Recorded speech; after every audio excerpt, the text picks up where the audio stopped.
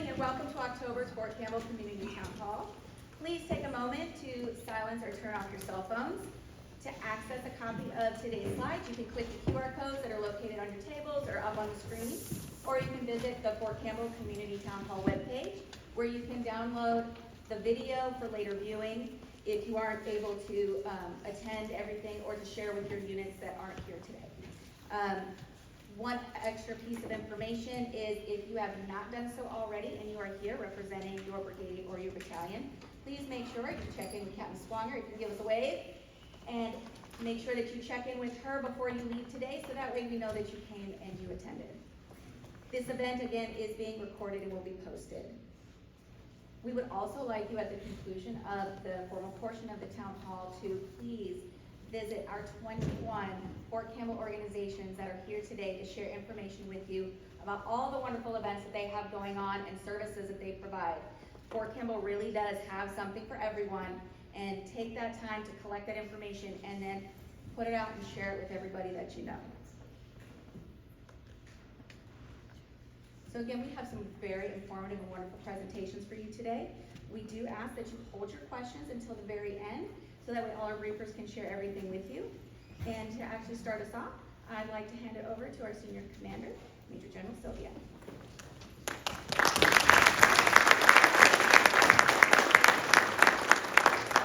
It work? Okay. Hey. All right. So, she said there will be some great, informative briefings that will be taking place today. This is not one of them. I do want to say thanks to everybody. If I could I get Alex? Could you go ahead and just stand up? Alex Swanger. Sorry. Oh, not me. Sorry. I did make, you were right in the line of contact here, so, yeah. Alex Swanger is the new division, family, what's the title? It's a CFR or something like that? Yeah, I don't know what it means, but what it means is that for all of our family relations, our family readiness programs here at the division, she is now our point of contact. Very focused in this duty, and this is something that, I charge the chief staff, go find me someone who will do this as their primary responsibility. So Alex stepped up to do it. Oh, by the way, having a green suitor means that she can't say no. So I appreciate you volunteering for this, even though you didn't have a choice. Thanks. But I wanted to highlight that because the first time that I came here, and actually it was probably the last time that I came here, was in July, about a week after I took command. And I came up here and I talked about how important I felt that this forum was. Because I believe that this, the role that this forum plays is our opportunity to take all of the installation support activities, which we have a ton of them, and being able to bring them once a month into this particular, space, and then having a representative from each one of the commands who then have the responsibility in order to be able to take that information and bring it down inside the commands. Now, we talked about responsibilities. Because a lot of times, you'll interact with soldiers, or you interact with their families, and they will tell you, "I never heard that. I didn't know that was going on. I didn't know any of that stuff." We talk about, well, the installation needs to do a better job of putting the word out. And my response was, that's not the installation's responsibility. The installation's responsibility is to provide the service and to talk about service. And then it is the command's responsibility to get the word down to all of the soldiers and their families. It's a command program and a command responsibility. And so that's why Alex is going to take attendance, so that the next time that we have interactions at the command level with certain family members, we get to ask them, "Oh, what unit are you with?"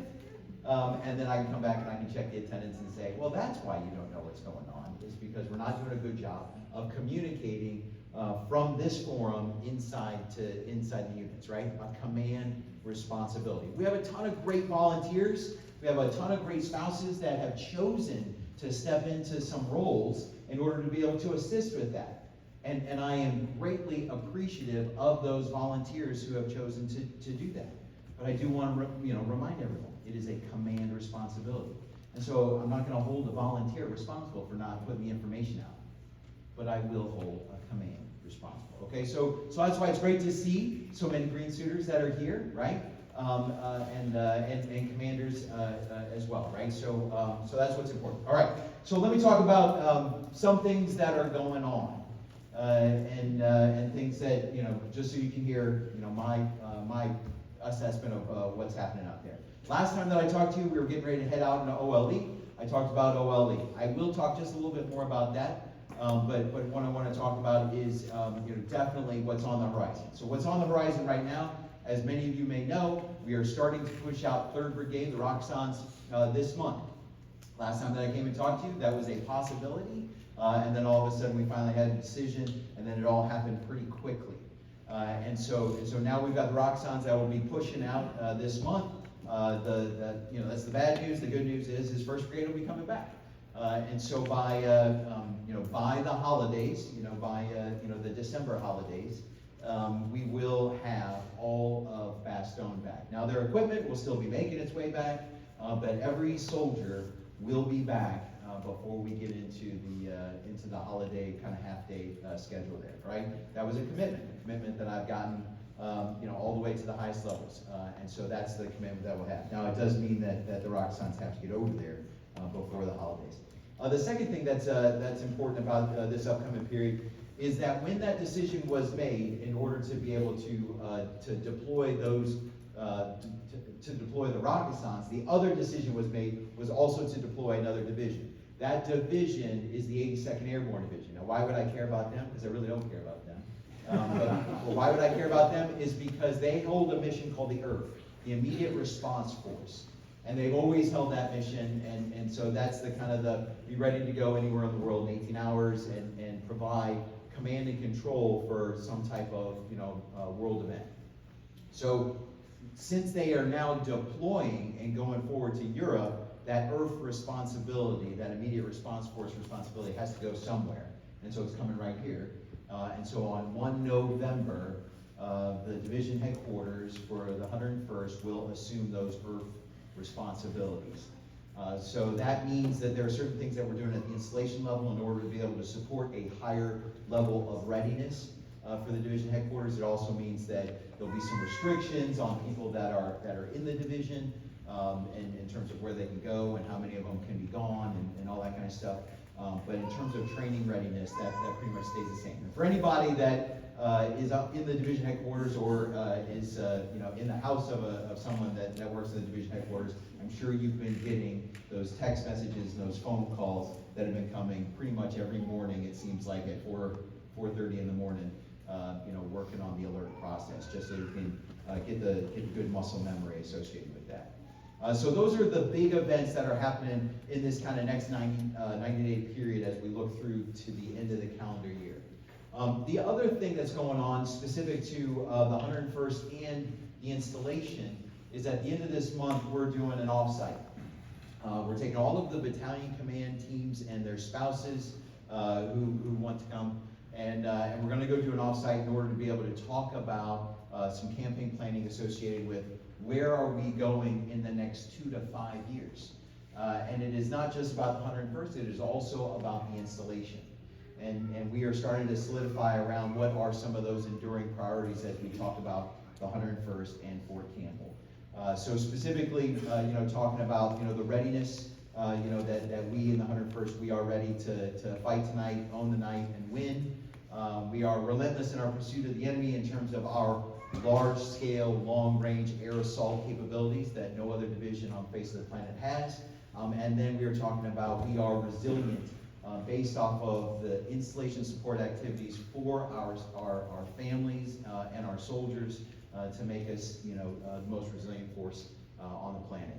And so when we talk about those things as kind of broad, overarching priorities, what does that mean for our next rendezvous with Destiny? Both here for the installation as well as for the 101st. So when we talk about installation support, I had to recently brief where are we going to be allocating money for the next 10 years as we look at military construction and minor military construction. So I will share those with you, right? So in terms of our priorities, barracks is still number one in terms of where the Secretary of the Army and our Army leadership wants to put money. It is in our ability to renovate or construct new barracks. And we're part of that. We're a great benefactor. We got over $135 million in order to be able to do renovations on 9 separate barracks. So what does that mean? Well, that means that there'll be a bunch of them that will be out of commission. We're going to be sending a bunch of soldiers, particularly some of the ones that are coming back from Bastogne, and we're going to have more soldiers living off post than we've had before while we go through this renovation period. So we've got a lot of people that will be moving off post because of that. The second priority is about hangars. We have more helicopters in the 101st than any other division. We have twice as many. Over the course of the next 3 to 4 years, we will get more, and we will have 4 times the number of Chinooks that any division in the Army has. 4 times. So based off of that, and based off of setting the conditions for future vertical lift, that new tilt rotor aircraft, Laura, that we're going to be getting, I've asked for us to prioritize the build of a new hangar in order to be able to create some swing space so we can renovate the other hangars. That's my second priority behind the barracks. And so those are construction priorities. Okay, so non-construction priorities. As you all know, we are on a crunch for childcare. The ability to provide childcare for our service members and their families. And so right now, I think there's like a waiting list, like 500 people waiting to get their children into childcare.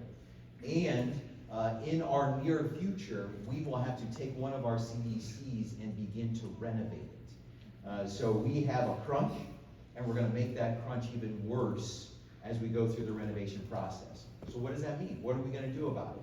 Well, you've heard some of the announcements in this forum and in others where we are encouraging people to do the in-home care. It's called FCC, Family Child Care, I think is what it is, right? Isn't that correct? Right, Chris? So FCC, so in-home care. And I think you might have even heard people say that if you are willing to take up to 6 kids into your home and do that, you can make as much as $100,000 a year in order to, as just income. But apparently we've made it very difficult, whether it's at the state level or whether at the federal level, that it's something like 1 in 20 families who begin this process actually get to the end state. 20 years ago on this installation, we had we've got 4,500 family homes on the installation. 4,500. About 20 years ago, 150 of those homes used to take children for childcare, in-home childcare. Anyone want to make a guess on how many we have today on the installation? 25. 7. There are only 7 homes today on the installation that do the FCC, do the in-home childcare. Only 7, right? So and today across the entire Army, across all installations, there's only 250 across the entire Army. And when you think about it, at a time when we need that child care, at a time when we've got more dual military or spouses that are working, at a time when we need this the most, we have the least amount of it that's available. So I took this to our community leaders off post, and they looked right back at me and they said, we have the same problem off post, right? So on post with our federal barriers, and then off post, the state has apparently an equal number of barriers. It is extremely difficult in order to be able to do this. So I have charged Chris Midbury and the Garrison team with helping us to figure this problem out, right? What is it that we're going to need to do in order to be able to walk people through this process in order for us to be able to decrease the friction and the barrier to entry in order for us to be able to increase in-home child care, right? This FCC program, right? So I'd ask you, I'd encourage you, please, find those families inside your formation that would be open and willing to enter this process. And then along with the Garrison team, we're going to come up with a way in order to be able to get them there, right? We're going to get them there. We all need it. We all need it for the health of our force. So that's the first one. The second one, which actually kind of goes hand in hand, spouse employment. is the other priority area for me. And so when you do the exit interviews on spouses who do not seek employment, what's the number one reason why they don't seek employment? Childcare. Childcare. Access to childcare. So since there's no access to childcare, it's just not worth it. It's not worth it to join the workforce. So there were something like 14,000 contacts with our Spouse Employment Center here. 14,000 over the course of this year, this calendar year thus far. Right? Do you know how many job placements that has resulted in? Less than 300. Less than 300 contacts in terms of childcare. When you think about 14,000 to less than 300. I'm not a math major, but I'm pretty sure that's like hovering, like really low. All right. So what are we going to do about it? What are we going to do about it? Well, again, we need to figure out what are the barriers to entry in order to be able to increase our spouse employment. We got a great spouse employment center, but why is it not translating into jobs? Again, number one is access to childcare. So we're going to work on that. But then number two is lack of experience. Lack of experience. And so when they're applying for jobs, it's the first time that they're applying for jobs, and so based off a lack of experience, they're not getting the job. Okay, well, we can work on that, because you got to start somewhere. You got to get that first job, right? So, so those were military construction priorities, non-military construction priorities. I'm 76 days into command, all right? So, so do I have it right? I don't think so, but with your help, we will get it right. So that's what I'm going to ask, as we go later on this month, and we go into Eagle Rendezvous, our offsite. We're going to talk about those things, that if these priorities are wrong, then I want to know about it. And I want to know where those priorities actually should be as we're moving forward. Okay, I do have to take off after this, so I am going to break with the earlier comments, and instead of holding your questions for me till the end, does anybody have any questions that they want to ask me right now?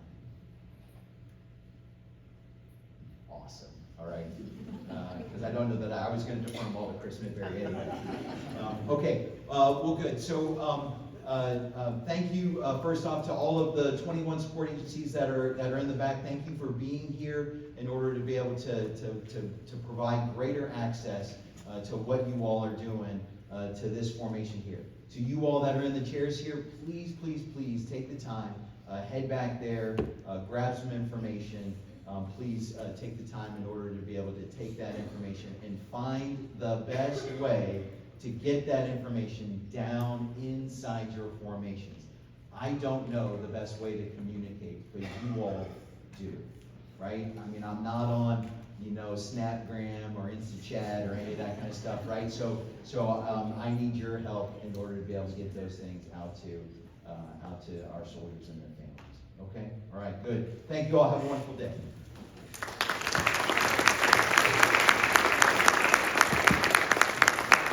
All right, I would like to go ahead and say we do have FCC and spouse employment in the back today, so please check them out. Talk to them. They're here for you. What we'd like to do is we would like to go ahead and invite Colonel Preston, our block commander, to come and give us some hospital updates.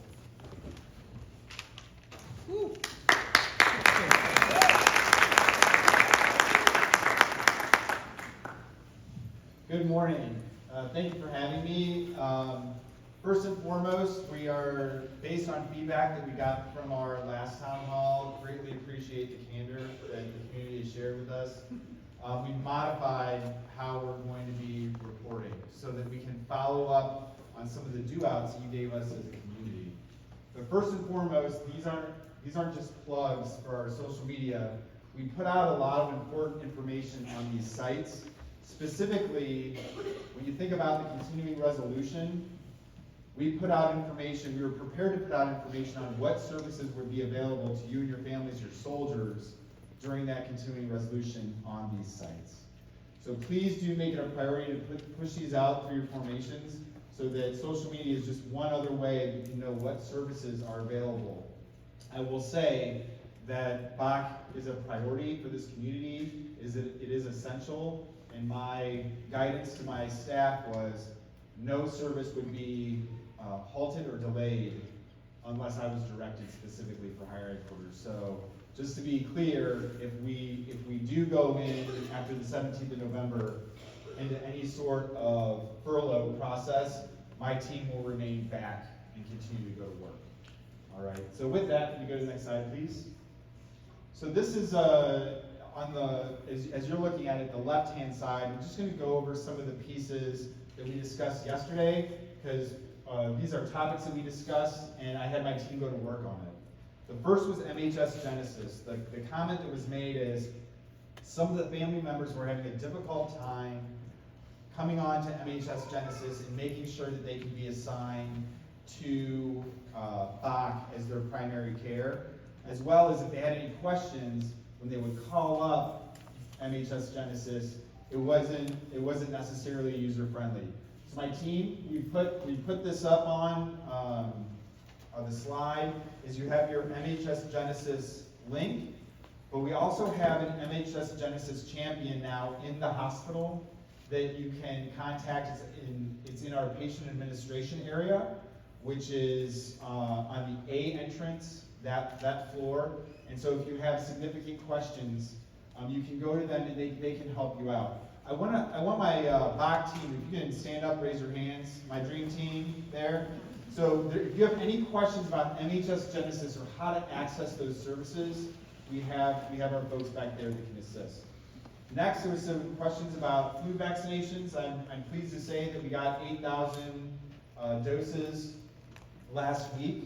As the CG was mentioning, we do have to prioritize those doses. So 3rd Brigade, who's going out the door, they already have all of their doses.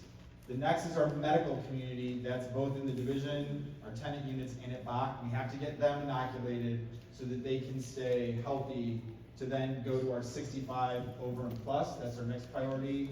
And then to the regulars and the community members.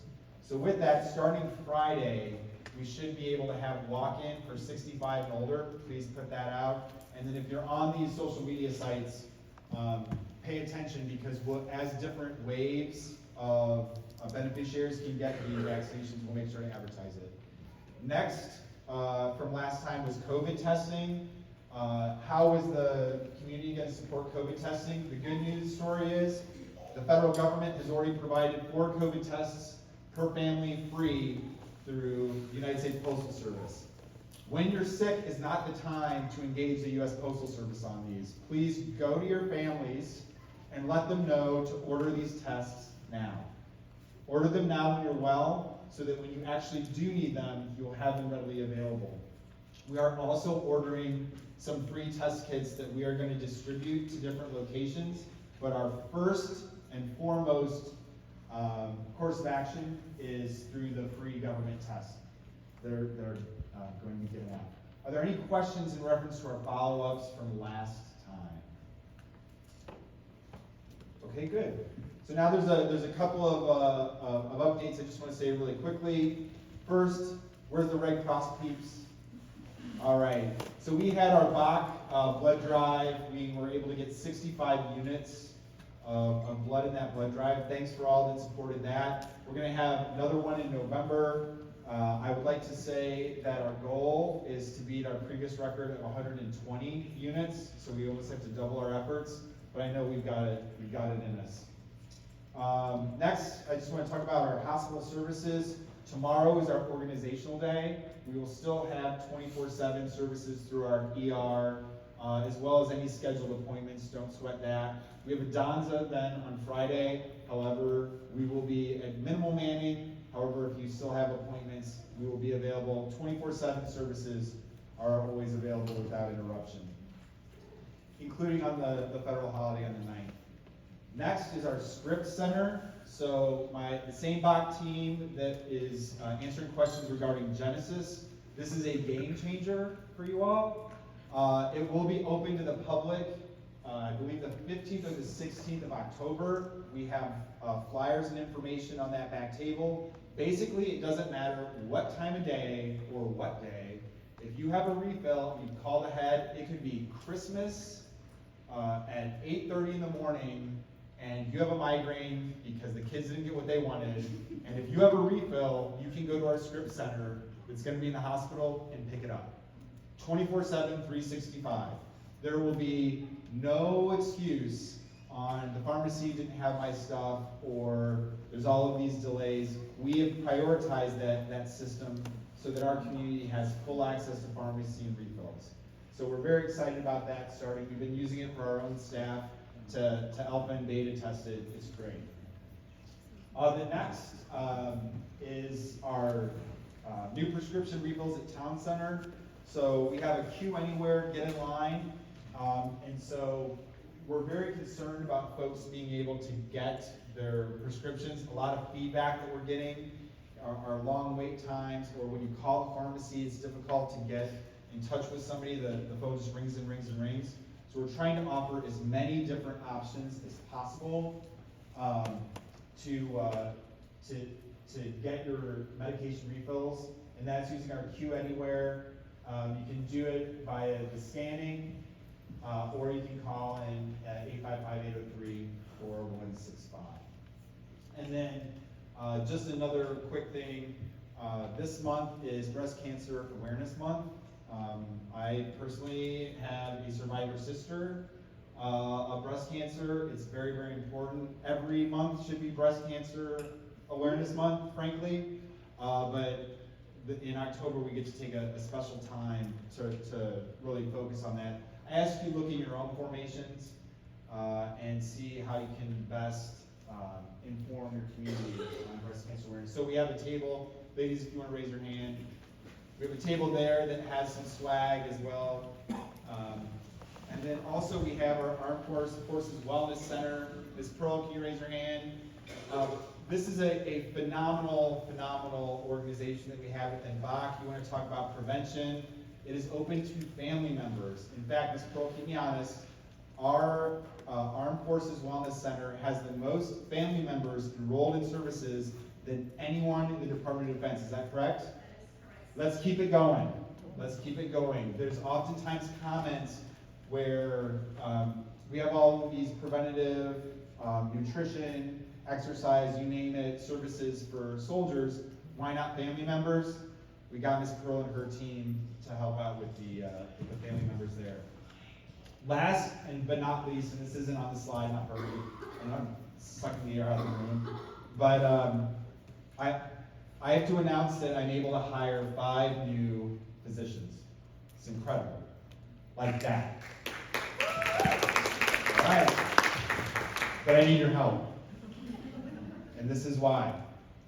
Our no-show rate at Blanchfield and our dental clinics, if you take all of our no-shows, it accounts for 5 positions.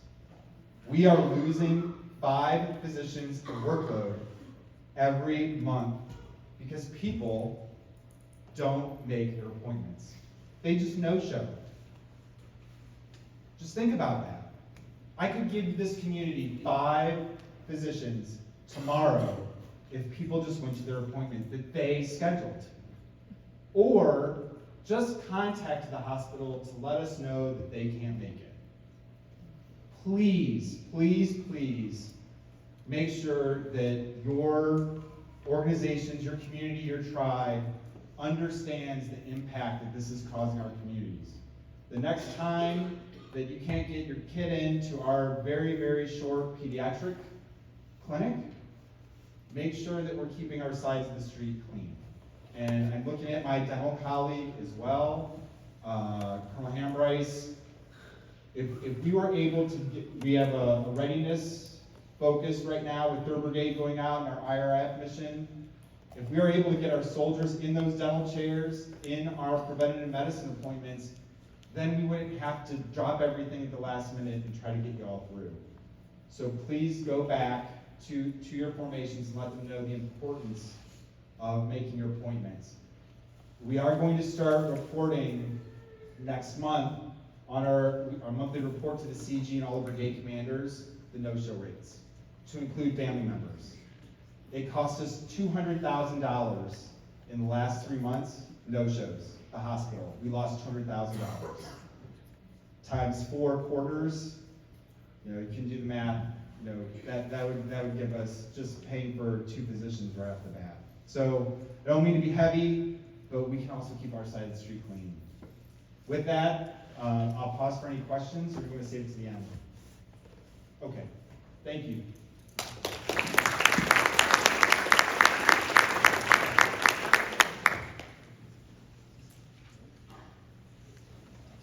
All right, thank you, sir. So October is a month full of fun and outdoor activities, whether it is getting your Halloween fill or enjoying some of our wonderful outdoor programs that we have. Fort Campbell does have something for you. And so without further ado, I'm going to turn it over to our featured briefers.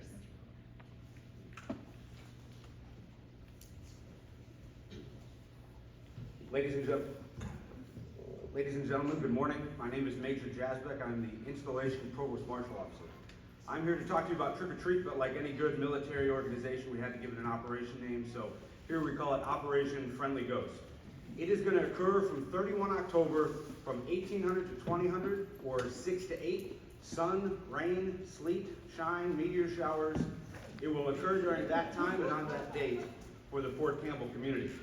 Additionally, to ensure your safety and your family's safety, military police soldiers will be conducting additional patrols through all the housing areas. You will see them in their cars patrolling the street with their lights on. If you notice any issues or concerns, they can always be reported to the military police officers in your communities. Additionally, BOSS, Outstanding Organization, will man fixed crossing points during some of the high traffic times and high traffic areas throughout the communities. Again, those BOSS volunteers will have the ability, they'll be clearly marked in a road guard vest, flashlight, and they will have the ability to stay in contact with military police should there be an issue, lost child, anything along those lines. Slide, please. On that, we highly recommend you take every precaution you can as a parent in order to keep your children safe. We are out there, we are going to do the best we can, but nothing is a substitute for the care you can give your own child. We recommend, if we're wearing a dark costume, to wear something reflective, something that blinks, something that flashes, the rings, the chem lights that you can get from the dollar store, any of those things. We also recommend that they travel in groups, either with friends, and especially for young children, that they travel with a trusted adult that can ensure that they traverse the community safely and return back to your home safely. If you have any questions, we're going to hold them to the end, but if my team could stand up in the back, we have some fantastic officers that are here to answer any of your police questions and additionally any questions you may have about Tim. With that, I'll turn it over to Chief Koontz to talk fire safety during this time. Hey, good morning. My name is Bob Koontz. I'm the fire chief here at Fort Campbell. There's some real safety things I'd really like to bring your attention during this Halloween and fall season. Every year we experience slips, trips, and falls, and it's all costume directed. So please, when you're putting costumes on for you or your children, make sure if there's a tripping hazard, and also that if there's a mask or something, that they can visibly see out of it well so they can judge depth. The other experience on post is the way we decorate our homes. We have a lot of people who get into the festive season of Halloween, and so when we decorate our homes, keep in mind that a lot of those decorations are highly flammable. Hay, corn stalks, spider webs, and all those things. So that's why we recommend if you're going to decorate your home with those things on your front porches, that you use LED candles. Those LED battery operated candles, so there's no flames. And if you choose to use a candle, like in your jack-o'-lanterns or pumpkin, that you keep that a safe distance from your home. And remember, kids are really drawn to fire, so you want to make sure it's safe from them as well. I am my team today, so I will be at the back table with the cops. And if you have any questions, please come and see me. MWR is next. Thank you.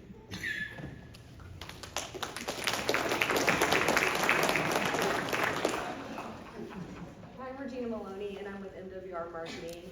And I don't know about you all, but I love Halloween. And so I'm so excited about the Harvest Fest event that we have coming up. It is a 2-day event, and we will be starting it off with a haunted hayride at 7 p.m. on Friday, October 20th. And at 7 p.m., you can come out for the family-friendly version. It is $15 for adults, and then for kids 12 and under, it is $10. And then at 8:30, we'll start the adult scare version. So if you really like to be scared, you need to come out and see that. On the 21st, we will have our vendor fair at the Harvest Fest, so we'll have local vendors come out, we'll have food and beverage, we'll have inflatables and carnival-like games. We are still looking for vendors, so if you have a small business or you know someone who does, please visit us at the table in the back and we can give you that information. We are also looking for zombie tiers for the Adopt a Spot for a haunted hayride. So you can haunt a spot. We are going to have a contest, so if you want to get your unit together or your team together, you get to decorate one of the connexes at Range 60 and participate in that. And if you have any questions, again, we have a table in the back, and as always, you can find out more information at campbell.armymwr.com or visit us on social at Fort Campbell MWR.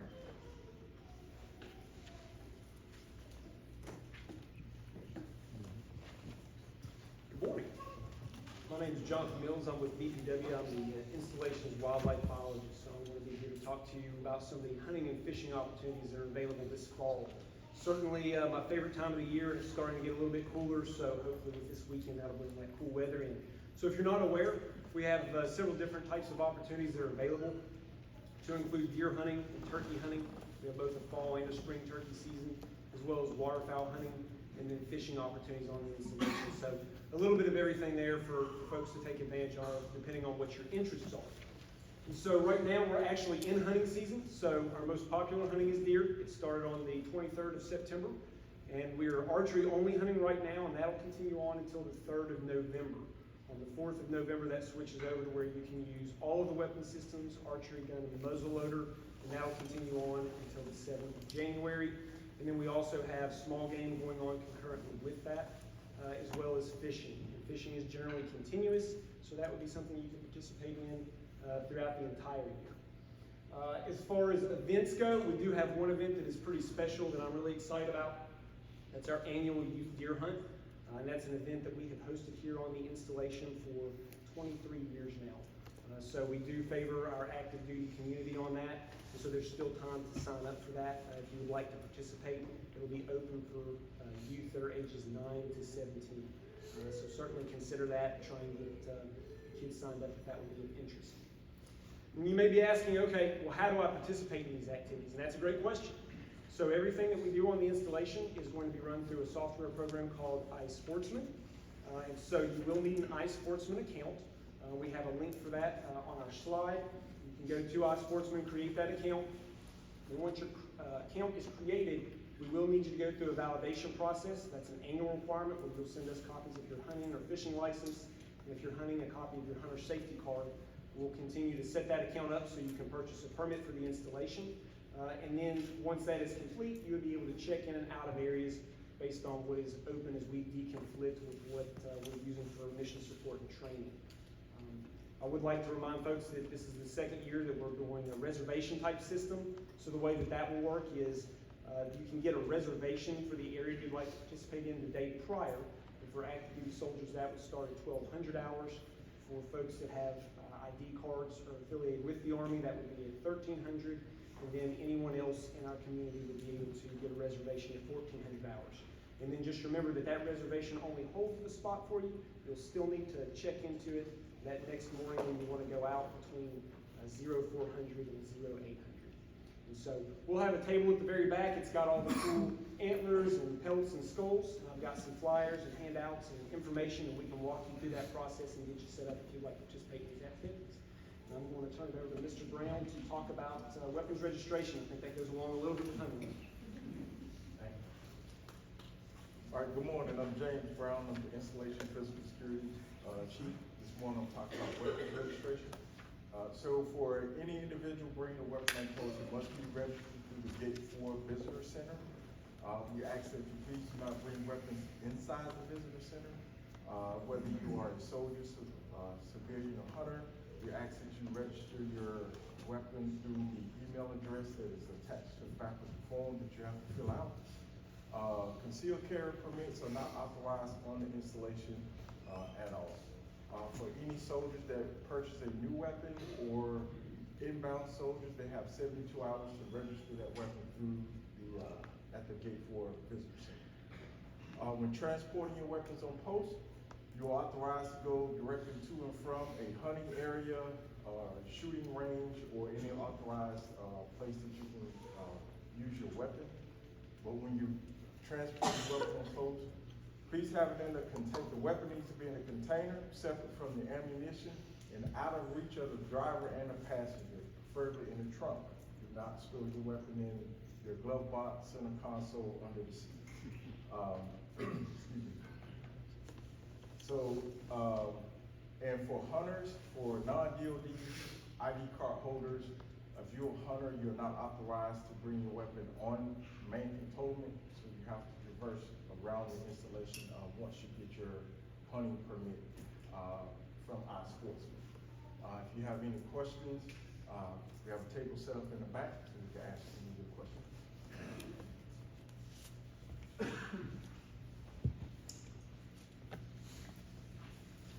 All right, thank you, briefers. So at this time, we'd like to invite any of your questions. If you have any questions for our briefers or anything like that, please signify by raising your hand.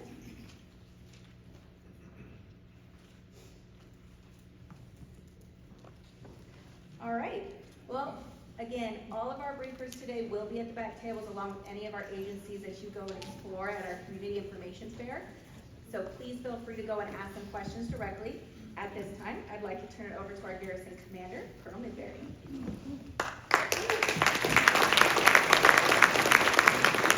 All right, good morning, ladies and gentlemen. Chris Midbury, garrison commander. So I've been in the job about 7 weeks, so I'd like a little bit less than the senior commander. So just want to like to caveat with that because I'm not an expert yet. Thank you, first off, thank you for attending. For all the commanders, unit reps in here, for all the folks back there in the back. I saw many of the faces in the back. Raise your hand if you were at National Night Out last night. All right, it was a great event. Thanks to Campbell Crossing, and DES, and all the vendors that attended that. It was a great event. Just a couple comments. So first off, thank you to our briefers. Lots of great information. All right, this town hall exists for you. This is to disseminate information, answer questions you have, and please, there's no silly question, right? If you have a question, please raise your hand. And all of our staff and vendors in the back are here to answer your questions. I do want to highlight a couple of things that Senior Commander said. FCC homes. So where's my FCC table in the back? Everybody see that? All right. So Senior Commander pointed at me and said, I identify Chris Midbury as my subject matter expert. Well, Mark Morales, stand up, raise your hand. I designate Mark as my subject matter expert. That's how that works. Mark is our CYS director, is working with our CDCs and CYS for 20 plus years in our military children. We do have a child care issue. I asked the units to push FCC homes. It is a way to help mitigate our child care issue, and we are committed to help you work through that process. If you have a family in your unit who's interested in it and make a lot of money in it, please, Mark, see our table in the back, and we are here to help. All right. Also, I do want to highlight our SOS. If you stand up, Christina, it's Katrina Coma in the back. We do have some upcoming SOS and Gold Star events. All right, I want to make sure that all the units are aware of those events and that we've got good connective tissue between SOS and the units and our survivors and our Gold Star families. Okay, so October is one of my favorite times of year. It's getting cool out. Halloween. Look forward to the haunted hayride. Look forward to hunting. Like I said, I'm new to this installation. This is not my first time. Funny anecdote. I was here last in 17 to 18. The garrison commander changed the trick-or-treating date like at the last minute. Was anybody here during that time? They changed it. I was in the Roxanne, and of course we were out in field training because that's what Roxannes do. But he changed the date, and it was a major emotional event. All right. So I'm telling you, like, I'm telling you right now, like, that is not going to happen. I think that garrison commander, his name's Colonel Fusion. I think he's still getting email for changing the date of trick or treating. So, Andrew, thank you for saying, rain, snow, sleet, or shine. But please be safe. Right? It's light. The kids are out there all over the place. It's dark. Please disseminate that information. If you have questions, please ask. But I'm not changing that date. Okay. Let's see here. What else I want to get to? I think that's really it. Honestly, again, the garrison exists for you. All right, for the soldiers, for the family members, the community, the veterans. We are here for you. If you have a question, ask. We bring this community, this town hall, we have the community fair in the back, but this is just a snapshot of the services that this installation provides.